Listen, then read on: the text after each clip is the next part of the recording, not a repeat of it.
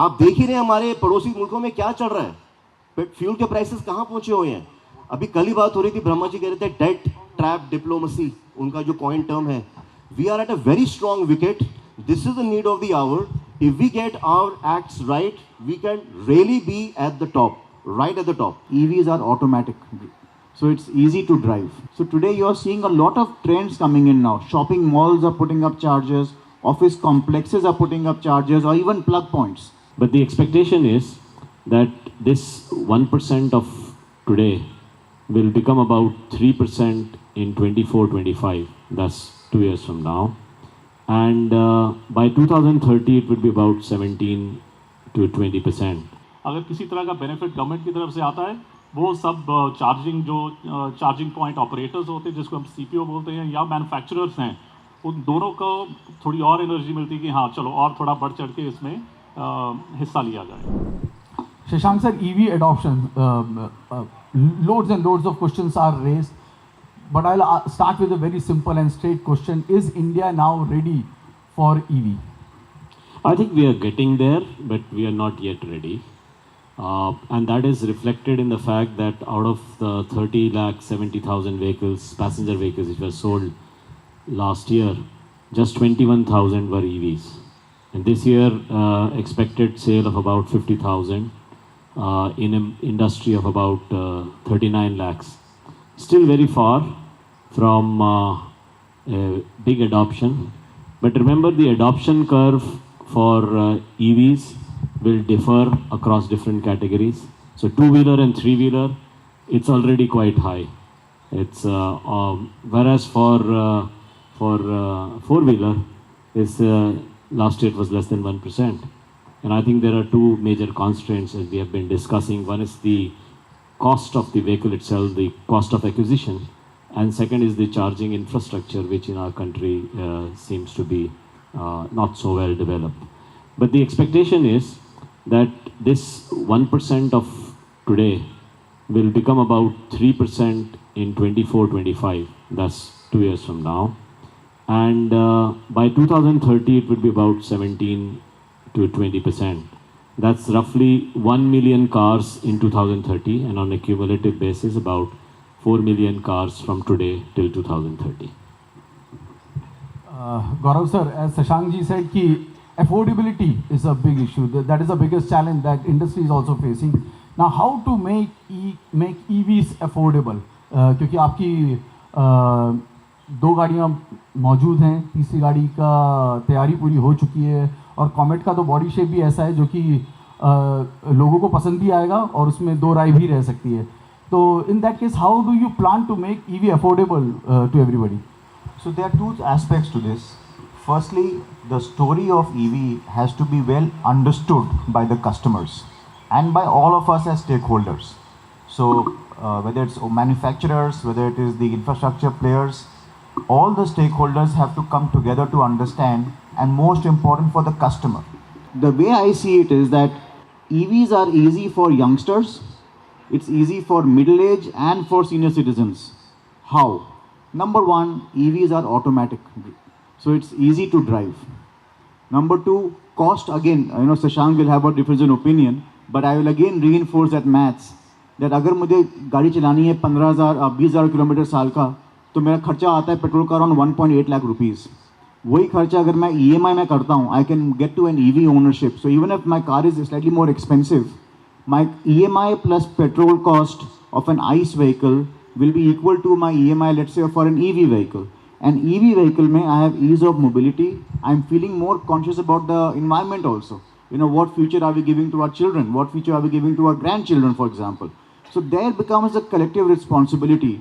And I see a future where 300, 350, 400 की जो range है वो तो हर एक गाड़ी में आजकल हो ही रही है, for example. But this industry will really kick off. Like you talked about Rockstar, auto is there. The moment you have daily use के लिए, mobiles में भी जैसे हरदीप ने कहा था that it became a huge trend. So the moment you start talking about a daily battery life, so that is one way of reducing cost, which means that if you're getting a range of even 250 kilometers in a car, and if you see कि मेरी daily need कितनी है, If I'm driving 50 kilometers a day, 70 kilometers a day, it is more than covering my requirements. That then, if you start looking at that concept to make it affordable, bring the battery to a daily use cycle, use that for daily mobility needs, and that is when the era will really blossom even more. And in terms of charging infrastructure, I agree, partly by Shashank also, but I also want to add here that today the way these batteries are made, and even if you are living, even a 16 ampere socket, जो normal हमारा power का socket होता है, even that can also charge the vehicle. So today you are seeing a lot of trends coming in now. Shopping malls are putting up chargers, office complexes are putting up chargers, or even plug points.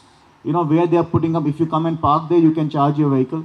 So there will be a change time. जो कहते हैं ना, there's the change is always a bit more debatable. Yes, no, no, yes. The direction is clear. In different segments, the pace will be different. But I think the responsibility is on all of us. We see value in the economics in maths. We see value in the environment. And we definitely see value in conserving our government's oil pool deficit also. The kind of budget deficit we have. And so the faster we move to cleaner fuels, we'll see a much better trend. Ecosystem की एक ज़रूरत है, infrastructure का challenge जो है वो कम हो रहा है, लेकिन you think that there is some sort of incentive is also required, support is also required from government side, or the industry is all ready and they can take the challenge on their own? देखिए, जो government की subsidy है अगर आती है तो हमेशा benefit होता है. गवर्नमेंट की तरफ से कोई भी इनिशिएटिव है फ़ायदा होता है. बट मैं गौरव की बात पे जा रहा हूँ वापस कि 80 से 90% लोग जो हैं वो अगर होम चार्जिंग करते हैं तो मेरे ख्याल से काफ़ी चीज़ें सॉल्व हो रही हैं. तो जो हम रेंज एंग्जाइटी की बात कर रहे थे, तो रेंज एंग्जाइटी अब क्या हो रहा है कि पहले जो गाड़ियों का चार्ज था वो 100 से 200 किलोमीटर तक था और 250 किलोमीटर तक था जब लोगों को रेंज एंग्जाइटी हो रही थी. लेकिन अगर आप रिसेंटली जो देखोगे, जो गाड़ियाँ आ रही हैं वो 250, 300, 350. हमने जो EV6 लॉन्च करा था उसका रेंज है 528 किलोमीटर. और जैसे गौरव ने बोला कि अगर रेंज इतनी अच्छी है, अगर आपको यहाँ से अमृतसर या जयपुर भी जाना है तो 528 किलोमीटर, मेरे ख्याल से भारत में कोई 500 किलोमीटर से ज़्यादा एक दिन में नहीं चलाता है. तो अगर 500 किलोमीटर आपकी रेंज है और जो धीरे धीरे बाकी मास मार्केट गाड़ियाँ भी वो भी 300 प्लस पे जा रही है. और अगर हमने देखा कि अगर आज से 10 साल पहले हमारी जो नोकिया या 15 साल पहले नोकिया की बैटरी थी वो निकाल के आप फिर चार्ज करते थे और ख़त्म हो जाती थी, आज के दिन में जो चार्जिंग है, उसकी जो बैटरी कैपेसिटी है वो भी काफ़ी इम्प्रूव हो गई है. जिसके कारण मेरे ख्याल से जब जैसे जैसे बैटरी कैपेसिटी बढ़ेगी, रेंज बढ़ेगी, ये जो रेंज एंग्जाइटी है वो काफ़ी हद तक मेरे ख्याल से ठीक हो जाएगी. और जो 80 से 90% लोग वैसे भी होम चार्ज करते हैं, अगर आप सिटी ड्राइविंग करते हैं, अगर आप मान लो 100 किलोमीटर भी अप एंड डाउन करते हैं डेली और शाम को आके आप अपनी गाड़ी चार्ज पे लगा देते हो, तो एटलीस्ट जो सिटी वाला कस्टमर हो तो बिल्कुल ही निश्चिंत हो जाए इस केस में. सिर्फ जो बाहर जा रहे हैं कस्टमर, लॉन्ग ड्राइव पे जा रहे हैं, 500-400 किलोमीटर चला रहे हैं, उसके लिए जो हाईवे चार्जेस हैं, और उसमें कंपनीज़ ने भी इनिशिएटिव लेना शुरू कर दिया है और कंपनियों ने भी और भारत सरकार ने भी इनिशिएटिव लेना शुरू कर दिया. मेरे ख्याल से अगर हम दिनों को कॉम्बिनेशन लेके चलेंगे, मेरे ख्याल से जो प्रॉब्लम है सॉल्व हो जाएगी. और जो कमिंग टू योर पॉइंट कि सब्सिडी चाहिए, येस डेफिनेटली अगर किसी तरह का बेनिफिट गवर्नमेंट की तरफ से आता है, वो सब चार्जिंग पॉइंट ऑपरेटर्स होते हैं जिसको हम CPO बोलते हैं, या मैन्युफैक्चरर्स हैं, उन दोनों को थोड़ी और एनर्जी मिलती है कि हाँ चलो और थोड़ा बढ़ चढ़ के इसमें हिस्सा लिया जाए. I'm sorry, I'm interrupt. I want to add to what Hardeep said. I think सरकार ने काफ़ी सपोर्ट किया है इंडस्ट्री को. अगर आप ऐड करते हो चार्जिंग पॉइंट ऑपरेटर्स, प्लस अभी रिसेंटली 2 साल हो गए ऑलरेडी जो प्रोडक्शन लिंक इंसेंटिव स्कीम है सरकार की, to be able to make the battery advance cell chemistry battery within India. So battery के अंदर सेल की मैन्युफैक्चरिंग अभी वर्ल्ड में बहुत लिमिटेड है, कुछ ही कंपनीज़ में और कुछ ही कंट्रीज़ के पास है. To incentivise manufacturers in this area is the big step. इसके अलावा कई स्टेट गवर्नमेंट्स हैं जो कि आज के दिन में ज़ीरो RTO चार्ज, दिल्ली में हम जहाँ हैं अभी, दिल्ली में ज़ीरो RTO फीस है for electric vehicle. So there are a lot of such incentives which are there from the government side, and I think all this adding together will keep the momentum going up. गौरव, आपने इस बार के auto expo में hydrogen cell भी दिखाया था, hydrogen powered गाड़ी भी दिखाई थी. तो इन सभी चीज़ों का आंसर क्या हाइड्रोजन और इथेनॉल पे बात शशांक सर करेंगे, पर हाइड्रोजन भी क्या एक सॉल्यूशन हो सकता है for green mobility? See, I will say that MG as a brand, we stand for auto tech. So right from the first car which came in, एक term जैसे we heard about ours. The technology in the passenger car segment, at least in the automotive industry, is moving towards in 4 pillars. Just for discussion sake, it is called CASE, C-A-S-E. So C is for connected cars. So all the SIM card is in the car itself. So the cars are connected to the and in the future you will see it's called V2V, V2X. So that is part of connected cars. The second is A, which is CASE का A is autonomous level cars. So you have autonomous level 1, level 2 cars now in the market. हम MG की अगर बोलूँ तो हमारी Aster और Gloster level 2 level 1 है. Then S is for shared mobility. Anuj talked about how the ride sharing mobility systems have come up in the country. And E is for electric, right? And that electric actually will be expanded in the future because my change in this whole request, E becomes emissions. How the emissions will change in the future. So it's not just electric, it's hydrogen, it's fuel cell, etc. So CASE is the fundamental on which at least at MG we are working on the products to come to the market. And you talked about on the Auto Expo. So Auto Expo, आप लोग में से कुछ ही लोग गए होंगे और शायद कुछ लोगों ने फोटोज देखी होंगी क्योंकि दूर था in greater Noida. It's not very easy to get there and traffic situation will take you 2 hours to reach there also. But we had shown all the portfolio regarding plug-in hybrid, pure electric vehicles and hydrogen fuel cell, and all of them are running. They are not just concept cars. These cars are running in our operations globally. So we see a future which is going to be a very mixed future. So Shang talked about CNG, so there will be a portion of CNG, there will be a portion of electric. You will see hydrogen, ICE coming more in commercial vehicles to begin with. You will again see ICE vehicles. Diesel, petrol will continue for some time. So you see, each and every of these areas will start taking small subsets in the overall ownership cycle. कि luxury car market का तो clear है, वहाँ पे ice और electric में दाम में कोई ज़्यादा फर्क नहीं है. Prices are almost the same. There are certain cases, for example in case of Merc EQS the prices are actually down in case of AMGs, right? So in the same manner क्या कभी ऐसा time आएगा जब mass market की जो गाड़ियाँ होंगी वो भी आइस और इलेक्ट्रिक एक ही दाम पे मिलेंगी? नहीं, हो सकता है बिल्कुल. वो सब कुछ उस बात पे मशरूत है कि बैटरी की कीमतें किस कदर गिरती हैं. बैटरी की कीमत इस समय अगर आप देखें करीब $150 पर किलोवाट आवर का रेट है. ये एक ज़माना था जब तीन साल पहले it was assume that this 150 will come down to $100. But आप जानते हैं निकल है, कोबाल्ट है, इलेक्ट्रोलाइट की प्राइसेस हैं, वो दरअसल काफ़ी ऊंचाई उसमें बहुत इजाफा हुआ है. 5 लाख युआन तक गया है ये अभी जो हाल 2 साल में, जो पहले 1 लाख युआन में होता था निकल कार्बोनेट. तो बैटरी की जब तक कीमतें नहीं गिरेंगी तो ये कीमत गिराना इलेक्ट्रिक व्हीकल्स के लिए बड़ा मुश्किल है. लेकिन हाँ, इन्होंने जो बात बिल्कुल दुरुस्त करी कि जो बड़ी गाड़ियाँ हैं वहाँ पे yes it's the ratio of the old the EV price and the corresponding ice price is quite close 1.2 1.3. ये तो 1.0 की बात कर रहे हैं. क्या फ़ायदा बनाते हैं, क्या नुकसान बनाते हैं, वो अल्लाह जानता है. और जहाँ तक वो छोटी गाड़ियों का सवाल है, ये रेशो ना थोड़ा ज़्यादा होता है. एक 1.5 1.6 इस कदर होता है. तो इसलिए वो टाइम अभी वक्त काफ़ी लगेगा. और जहाँ तक और मैंने तो पैनल के सभी लोगों का मैंने वो सुना नुक्ते नज़र, लेकिन अगर लेकिन मेरे हिसाब से जो भी अददशुमारी हुई है यहाँ पे वो मुकद्दस तो ज़रूर है लेकिन गुमराह कौन भी है. और मैं बताता हूँ वो क्यों. इन्होंने बात करी TCO की. एक्चुअली कितने लोग हैं जो यहाँ पे TCO के बेसिस पे गाड़ियाँ खरीदते हैं?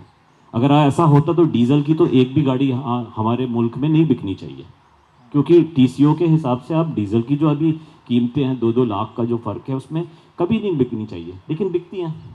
TCO में ये भी होता है कि आप इनिशियल पेमेंट क्या करते हैं. आप मेरे को बोलो आप 10 लाख रुपए की आप कोई घड़ी खरीदो और ये कभी भी हमेशा चार्ज रहेगी, तो मैं तो नहीं खरीदूँगा. मेरे पास 10 लाख की घड़ी खरीदने के लिए नहीं है. तो TCO हमेशा एक वो कोई मेयार नहीं होता है कि जिसके बुनियाद पे जो है कंज्यूमर जो है गाड़ी खरीदता है. इन्होंने बात की 10,000 डीलर्स हैं और एक भी लगा देंगे तो जो इंटरनेशनल बेंचमार्क है वो होता है कि फॉर एवरी 10 ईवीज एक गाड़ी की ज़रूरत है, एक चार्जर की ज़रूरत है फॉर एवरी 10 ईवीज। अब 4 मिलियन का अगर अंदाज़ा है, जो 17% अगर जो होता है पेनिट्रेशन, 4 मिलियन ईवीज होंगी, उसके लिए आपको 4 लाख चार्जर चाहिए। वो ऐसे नहीं हो सकता कि वो 10,000 लोग 4 लाख लगा देंगे, वो बड़ा मुश्किल है। और तीसरी बात कुछ हमारे साथियों ने कही कि हम खुद चार्ज करते हैं, बाहर भी ये होता है चार्ज होता है। अब वो लोग चार्ज कर सकते हैं जिनके पास पार्किंग स्पेस खुद की हो, अपने घर में हो, जो घर की चार्जिंग करें। मैं वसंत कुंज में रहता हूँ, मैं रहता हूँ पहले मंजिल पे। हमारे वसंत कुंज में ये है कि पार्किंग नहीं मिलती। रात में अगर आप आओ 11 बजे 10 बजे, तो जहाँ आपको पार्किंग मिलेगी वहाँ पे गाड़ी खड़ी कर दो। और मैं तो ये भी करता हूँ कि गाड़ी खड़ी करता हूँ और 100 मीटर दूर जाने के बाद वो टुक टुक बंद करता हूँ, क्योंकि अगर आपने वहाँ खड़े होके उतरते ही बंद किया तो 4 पड़ोसी आ जाते हैं कि भाई तू यहाँ गाड़ी को पार्क कर रहा है। तो ये पार्किंग, और एक मैं आपको असल शुमार बताता हूँ। हमारे मुल्क में सिर्फ 44% घर ऐसे हैं जहाँ पे आपके पास खुद की रोज़ाना चार्जिंग की फैसिलिटी उपलब्ध है। बाकी जितनी है कोऑपरेटिव सोसाइटीज़, वसंत कुंज भी मिडिल क्लास में ज़रूर हूँ, लेकिन वसंत कुंज में कुछ अपर मिडिल क्लास वाले भी लोग रहते हैं, तो वहाँ पे उनके पास वो सुविधा नहीं है। कोई चौथी मंजिल पे रहता है, वो कहाँ से चार्जिंग करेगा?